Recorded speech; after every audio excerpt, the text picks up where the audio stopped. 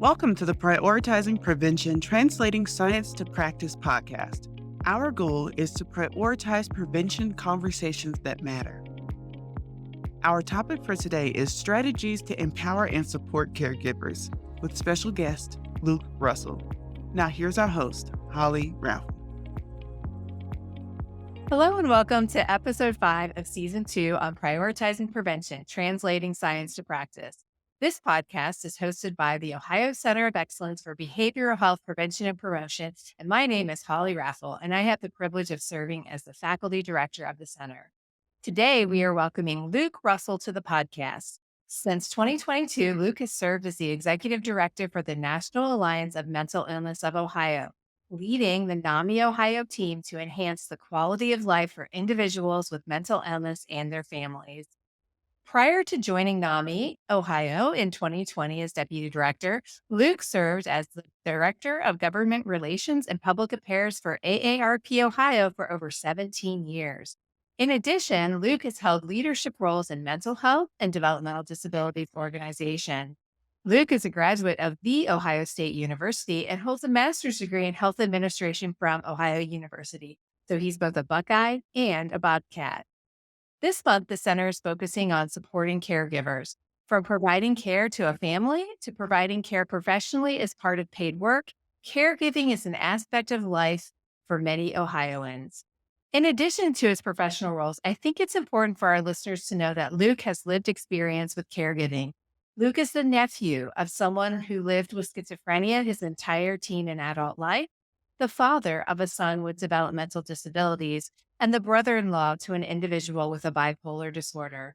As such, Luke devotes his personal and professional values to assuring NAMI Ohio's success in carrying out its mission, and I believe will be such a resource for our audience on the topic of caregiving. I know that I've been looking forward to discussing this important topic with Luke, and I have a feeling this content will resonate with our listeners as well. Welcome, and thanks for joining us, Luke. Well, thank you, Holly, and I appreciate the opportunity to share with your audience on caregiving, specifically for those with serious mental illness and their families. Absolutely, Luke. I'd like to get this conversation started with how we start all of our podcasts. Beyond the Bio is a time where you can share with our listeners something about who you are beyond the bio that I just read. Maybe a little bit about what your work looks like on the daily, which part of your work you enjoy the most, or a little nugget about who you are as a person. Well, thank you, Holly. So as mentioned, I'm Luke Russell. I'm executive director here at NAMI, and for me personally, the joy of having this role is really engaging with people. And in a lot of cases, it's with caregivers. And as you mentioned in my bio, I have 4 children, one of them with developmental disability. We're also foster and adoptive parents, so we do some caregiving on the side. Now that we're empty nesters, we're getting actually back into foster care. We adopted my son out of foster care. And so, it's just kind of in my bones, I guess. I grew up with a family of social workers and teachers. And so around the kitchen table with my family, a lot of times, a lot of the discussions are about people in need, people that have maybe not as much as we have, or even the support system to do the caregiving you need. So that's where my heart is. A little nugget about me. I met my wife in Athens. She graduated from Athens High School, and she graduated as from Ohio University in degree in social work. So she started off as a licensed independent or licensed social worker, then went on to get her master's in education. Now she's a teacher, intervention specialist. So even in her line of work, she's called me, seeking help for a family in need. So a little nugget about, the work here at NAMI is NAMI was formed by caregivers. So in the sense, the family started NAMI, and it was also not just to help them individuals that they love, but how do they help one another? And that's really what caregiving needs more of in the current status that it is. Thank you for that introduction and for sharing a little bit about yourself. My husband and I too met here at Athens campus and loved Athens so much we decided to stay and raise our family here as well. For those of us in our listening audience who NAMI Ohio is a new resource, can you just explain a little bit more about the ways that NAMI Ohio serves Ohioans? Just to give a little bit of a history here, NAMI National was formed in Wisconsin in 1979. And it was a group of family members coming together who had adult children with serious mental illness. And they said, we're trying to navigate a fragmented system.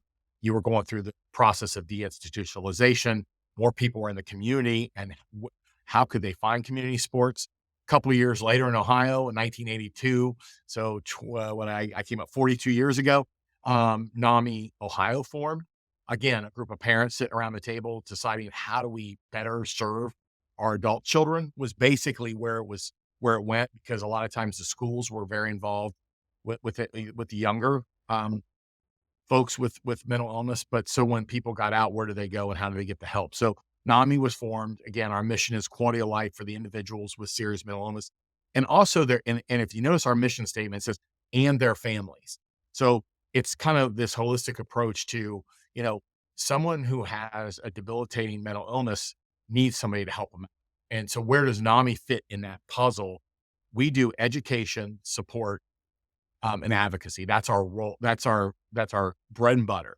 And when I say education, support, and advocacy, each of those have a little nuanced piece to it, but um, it's part of our mission in terms of when we educate. It's just not educating, lawmakers and decision makers. It's educating providers, educating local boards of mental addiction, alcohol, drug addiction, and mental health. It's educating our members, and we do all that for free, by the way. So we don't charge any family for any service that we provide. So the education piece, particularly nationally, we have evidence-based programs on family to family, peer to peer, NAMI Basics, NAMI Homefront. These are programs that are 8 to 10 weeks. Families go through them. They learn the ins and outs. Peers go through them. They learn how to better manage their illness. We also offer in the support area, not only support to families, but also support to the system. Like, we serve on a lot of committees where they want the voice of the family and the consumers involved. We bring that voice. On the practical level and support, we offer family support group and what we call NAMI Connections, which is the NAMI peer-to-peer counseling group that are run by peers. Every day in the state of Ohio, there is an education or support group happening every day, and we do not charge. So we always say we're in the gap. If somebody's coming out of an inpatient situation or out of a crisis situation, or maybe even out of incarceration because they had a mental illness, sometimes NAMI's that gap. We'll plug somebody into a support group, or we'll get a family signed up for family to family. And then the third part of the education support, and then advocacy. So a lot of times people think of advocacy, they think of maybe advocating at the federal level again on policy rules and things like that, or at the state level with the administration or maybe the General Assembly, but it's also advocating for individual families. So our helpline coordinator on a daily basis is advocating for somebody calls, she calls them complex cases. They're not just looking for a referral. They're not looking for a local NAMI, or they want to talk to me or somebody else, but somebody who has really an issue that needs really some navigation or some case management. Those comprehensive or enhanced cases, we're advocating to get that person into potentially a housing unit or into some sort of treatment sooner than what's being offered. So we do a lot around that kind of work. So those are the three. And then I always say, education, support, and advocacy. We also listen and we lead. So at NAMI, we're listening to what's going on in the field. And so when we're doing this thing about caregiving, we are hearing more and more about the struggles of caregivers. And there's multiple reasons: COVID, the economy, aging population, all those things. We're listening. And then when we go back to talk to the administration or talk to the Ohio Department of Mental Health and Addiction Services, hey, what are we doing around caregiving? What are we doing around respite care? What are we doing about other programs? And then leading is sometimes being the voice in the room. And I like to say this at NAMI, sometimes we're the conscience. I mean, we're the ones saying, this is what's needed, and not, well, we don't have enough money. We don't have resources. We don't have enough people. We're like, okay, we understand that. But at the same time, there are still families out there that are struggling. So that's probably the main role, the roles we do. And we have 38 affiliates that represent all but about 7 counties in the state, where, like NAMI Athens, if you call me and you need somebody, we can plug them into NAMI Athens. If you call me and you're in Cleveland, we'll plug you into NAMI Greater Cleveland.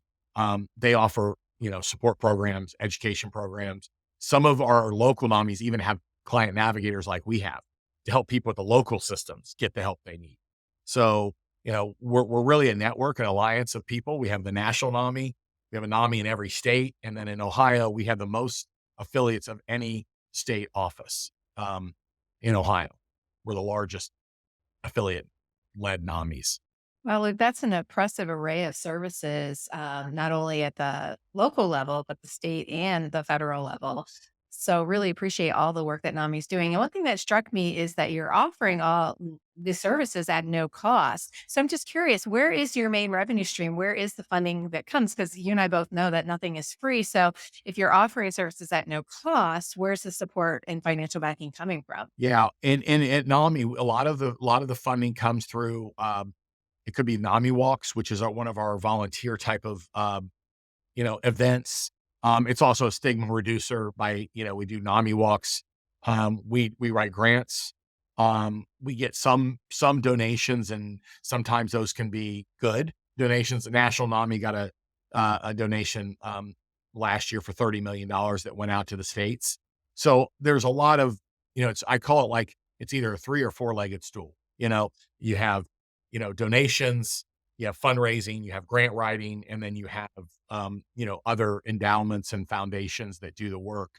And sometimes it's a lot of volunteer work for our local NAMIs, and a lot of, people putting in the time that don't get paid to do it. A lot of our trainers, we don't pay a lot of money to. They're trained to train, but they're trained to train other parents. They are parents. They want to do this.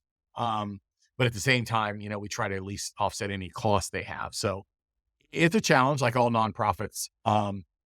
And it's always changing, but a lot of it's grant writing, a lot of it's fundraising, a lot of it's working with national foundations and local foundations. It sounds like you have a really diverse portfolio in terms of your funding, but also in terms of your staffing. So, really appreciate the strategic thinking that goes behind that and for your leadership. And as we begin our deeper dive into caregiving, I'm curious how you would define the role of caregiver. By and large, I think most people, whether they recognize it or not, engage in some type of caregiving.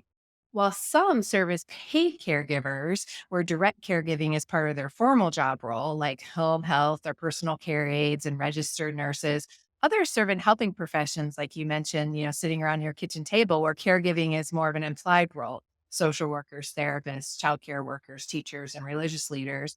And others serve as informal and unpaid caregivers, such as an adult child caring for an aging parent, a spouse caring for a sick spouse, a sibling helping a sibling with a physical or mental disability, or even a friend supporting a friend through a tough time.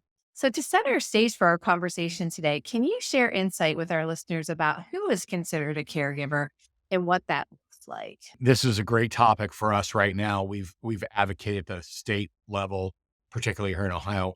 We estimate about 80% of the caregiving for someone with serious mental illness is a family member. And that's unpaid.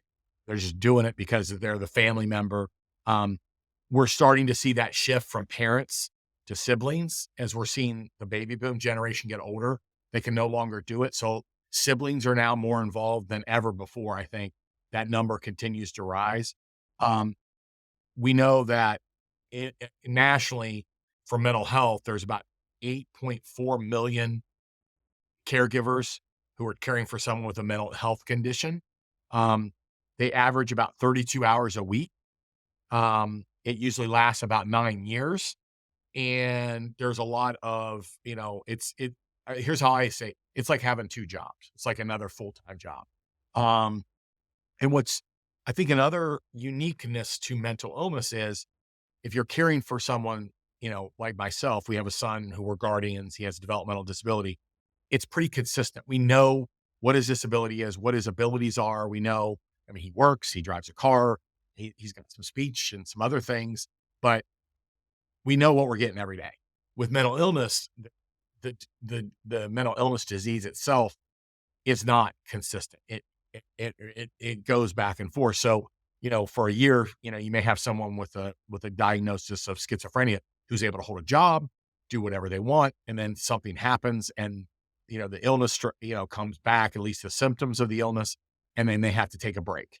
And then, if they moved out of the house, they may be moving back in. It's not stagnant. It's a constant revolving change of how we do it. But, Was it Rosalind Carter? You probably heard this one.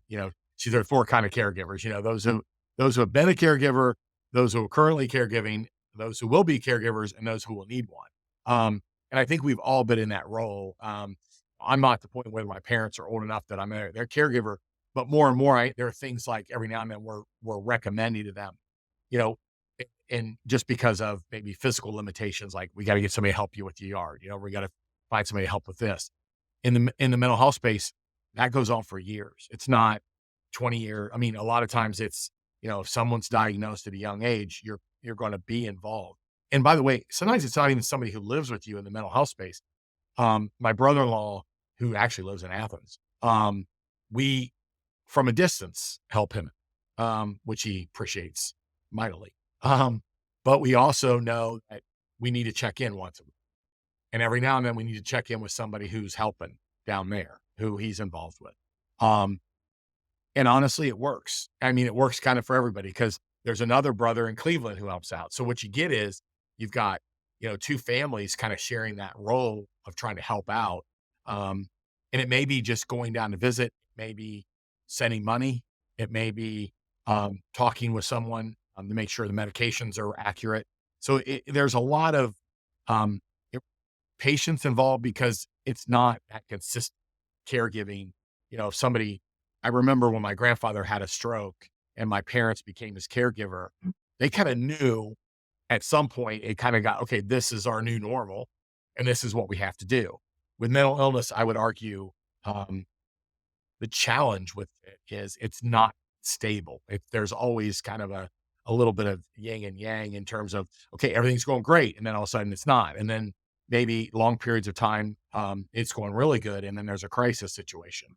And so it really takes somebody who can think about how to manage that. And then again, the not only the financial cost, the time and the resources, but just the emotional. Mental illness usually strikes between 18 and 21. A lot of calls we get, somebody says, I just got a call from Bowling Green State. This happened. And a mom was on the phone with me and her daughter was diagnosed with schizophrenia. And she didn't even know what schizophrenia was, let alone now I've got to try to manage medications and schedules and things. And so that's where NAMI tries to step up and say, okay, let's get you in a family-to-family class. Or actually, the first thing we do is we tell people to go to our website and go to NAMI.org, the national website, and look up schizophrenia and all the resources that are there just initially. And then let's get you into a family-to-family, then get you with some family members and maybe your daughter with a NAMI who can help her remotely help. So she can stay in school, get her degree, and live like the rest of us want to live. We all want to go out and get a job and have a family and do what we need to do. That's our goal. And every caregiver has that role. They want the best for that individual they're caring for, or they wouldn't be caring for. Thank you so much for that description. It sounds like, while there are some things universal to caregivers, there are also some things that are unique with the population who has been diagnosed with severe and persistent mental illness. And oftentimes it comes with the ebb and flow, but also when things aren't going well, there's a series of cascading events that can sort of spin rather quickly. And that could lead to caregivers, experiencing hardship, right? So whether someone is a formal caregiver or an informal role, any caregiver can experience burnout. And caregiver burnout is defined by the Cleveland Clinic as a state of physical, emotional, and mental exhaustion that can happen when you dedicate time and energy to manage the health and safety of someone else. And you alluded to this, Luke, like it's a full time job on top of a full time job. So, from your perspective, what are the most significant challenges a caregiver faces that might lead to experiencing burnout? Yeah. I think if you look at our mental health system, everybody was in agreement. We don't want to warehouse people in big institutions. Athens had one of the largest, and I've been there and we've done stories on it. When we moved people in the community, the money didn't necessarily follow the individual. So what happened was we went from these institutions where people were cared for. And in some cases they had community, like they lived with the same people day in and day out, and they had friends, and they did that. When we deinstitutionalized and people went in the community, a lot of that effort and work went to the families. because the system wasn't quite ready. Even today, we lack housing. We lack crisis services.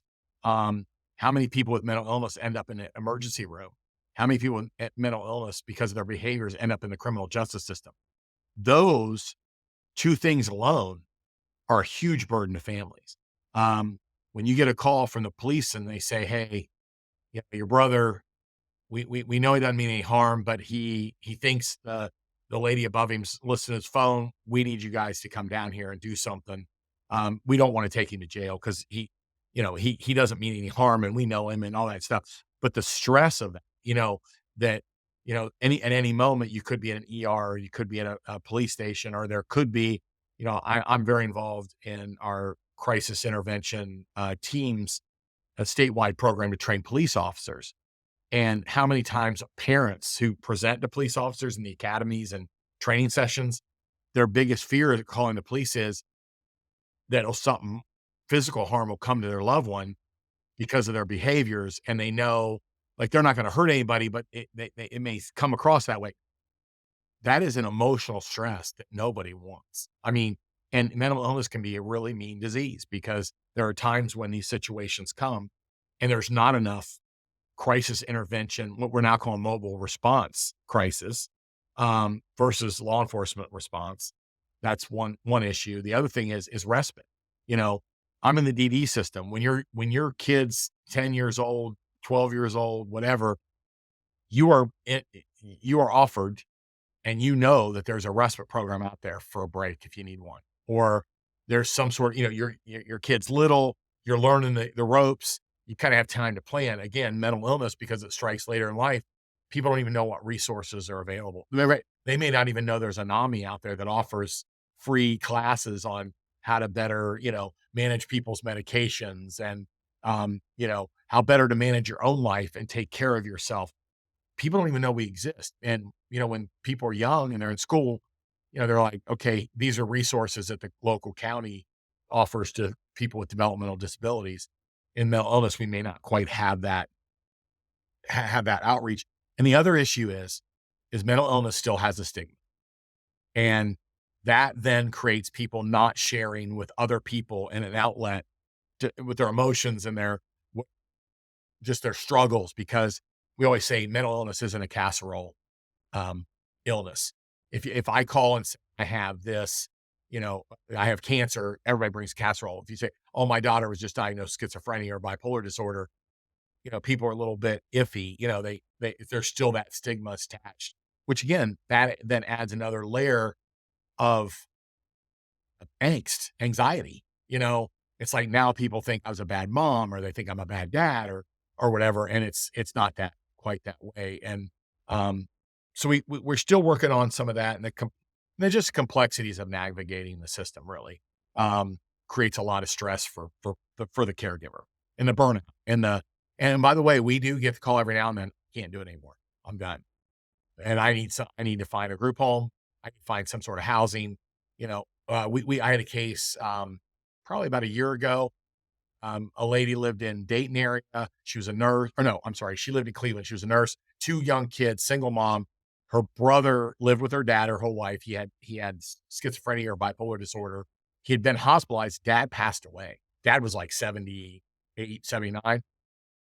My brother's going to be discharged, and he's only lived with my dad. So you got mental illness with a stressor and his home.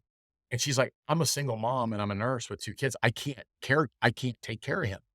I don't even know where to turn." I don't like She had no clue where to go. And it was so heartbreaking because she was so worried about her brother, how he would respond.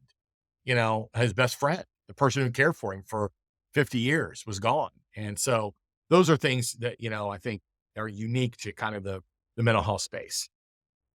And that's why you're here today, Luke, so we can make sure that people know about the resources of NAMI Ohio for caregivers. Because as our podcast is about prioritizing prevention, when caregivers have the information and resources they need, we can prevent further complication into the caregiver's life, right? And also promote the best health outcome possible for their loved one. We know that research has long shown that caregivers can experience burnout, and um, As always, for our listeners, our amazing podcast team will post links to those research in the show notes. So there's no need to take notes if you're driving or out for a walk. You just check our show notes and you'll get the links to the articles. The research also shows there's many negative impacts associated with burnout that impact the mental, emotional, and behavioral health of caregivers, such as anxiety, depression, and increased use of alcohol or other substances. These effects impact the caregiver, the person they are providing care, and the relationship that they have with one another, and also the relationships that caregivers have with other people outside of the caregiving relationship. So while you're working so hard to make sure that Ohioans with mental illness have the support they need, why is it important to also serve those family members and caregivers? Yeah, thank you. And I think it goes back to kind of NAMI's formation, that there were a group of family members who were trying to help their loved ones who were adults with serious mental illness. And, you know, I see it at my board meetings. We have 28-member board, most with lived experience, a lot of parents. It's respite, it's camaraderie, it's learning from one another. Um, Even being encouraged by one another to say, "Hey, my son hasn't been hospitalized for a year. He's got a little job. He's doing this," or my daughter's doing this. It really is, why NAMI's in being. Because again, even in our mission statement, it talks about serving the people with mental illness and making sure they have the services and supports and treatment they need. But also it says, and their families, because we know they're linked directly just because of the way the systems worked. And NAMI, that's why we're here. I mean, NAMI can help the caregiver. I mean, our half of our programming is, our family to family group. We offer the family support group. We offer, there's actually an abbreviated family to family group, which is 8 weeks. I think it's a couple hours each day, once a week. And I have board members who have told me that program saved their family's life because their family was just in disarray. Then they realized, number one is they're not alone. And number two is they have a resource like NAMI they can lean on, and they have people they can talk to who've lived the experience. So again, a good support for our people are knowing the other families are out there and they can learn from one another. A lot of our family members, even our board members, we have some in their 70s and 80s. I'll see them at a board meeting talking to a parent who, in their 30s and 40s, and they're sharing their life experiences and what they wish they'd have done different. And it's little things. I mean, I wish we wouldn't have had them move out until they were stable. I heard that the other day. I heard one of our board members say, worst thing we did, we got my son an apartment. He got isolated. It was just the worst thing that could have happened. And then somebody else had mentioned, my son didn't really want to do a group home and then went to a group home. It was a really good one. And now they have friends and they go once a week and they go bowling and they do these things. For the caregiver, that's just a peace of mind that my loved one's being cared for and there's something for them. Probably the biggest stressor is they do a lot of their own case management. They do a lot of their own transportation. They do a lot of their own out of their own financial pocket. And then we mentioned earlier, the average caregiver for someone with mental illness is 32 hours a week. I mean, that is a full-time job. So how do we foster the connections and how do we give people a sense of belonging? And that's really what NAMI's about. I mean, and by the way, National NAMI, I think, uses the tagline, "You're not alone." There are many of us out here. 1 out of 5 people have a mental illness. Every family is affected. I have a daughter who has some mental illness. And even me, I've gone to our staff and other board members to kind of get advice or, what should we be doing here? So again, that sense of belonging, that sense of community, and how can we help one another? And I'll tell you what, it's also therapeutic when I see someone who's a caregiver and has been help someone else. It makes them feel good about themselves that they were able to pay it forward. And we use a term here sometimes at NAMI Ohio, and I've heard board members say this. Our former board president, Judge Joyce Campbell, who runs a mental health court, she said, we try to turn our pain into purpose. And I really think that's a unique saying because, in society now, we just don't think that way sometimes. And I think, we can get very isolated with social media. We can get very isolated by not being in clubs or joining other things. NAMI gives people the opportunity to be part of something bigger than themselves. And I think when they turn that purpose into pain, it gives them meaning in life. And by the way, people with mental illness and their families want what everybody else wants. They want shelter. They want, you know that their physical needs are met, and they want community. They want to belong. They want to be part of something. And NAMI gives a lot of people, even we have parents who have lost their caregiver. They're no longer caregivers because the person is not here anymore. And I have board members who continue to say, I'll do this for the rest of my life. I'm going to use what happened in my life to help other people. And it gives them a purpose that again, it fills some void in our soul that just and we all want that. And so that's where NAMI steps in here. Well, look, we've been talking about the heavy stuff here today. The fact that most of us are providing some type of care, paid or unpaid, formally or implied, at home or at work. The challenges caregivers face day in and day out, and how burnout manifests itself in the body and mind. Because it's likely that we'll all find ourselves in a caregiving role, let's shift our conversation into discussing how can we keep on caring without getting burned out in the process. So, with the understanding of the kinds of challenges we're seeing for anyone who's providing care and the unique challenges for those who are providing care with a 4 level and experiencing mental illness, it's really important for us to consider ways to prevent caregiver burnout before it manifests. And also, is that we identify symptoms of burnout in its early stages so we can prevent those negative consequences. Most of our listeners are aware that social and community support is a social determinant of health, and you've alluded to this in our conversation several times. So, what is your perspective on how relationships and community support promote well being for caregivers? I think asking, folks to examine their current situation and really sitting down and saying, do I have the support network I need? And I talk to a lot of families and they don't. I mean, and when immediately the first thing I say, you should be involved with NAMI. And so if you live in Athens, I'm going to give you our executive director's number down there. Find out when the family support group is. Just show up. That there's no pay, there's no sign up sheet. We like to know you're coming, but really get involved and learn from others. And I think also, just like any other stressor in life, looking at, are they getting the right sleep? Um, even the financial piece of it is, I mean, we don't do a lot with that at NAMI, but even learning from other people I've talked to people who I know the person's eligible for Social Security and they don't apply. They haven't applied. So they're paying everything out of pocket. And I'm like, so we have a guy who used to work, he's retired. He loves NAMI, loves the work we do.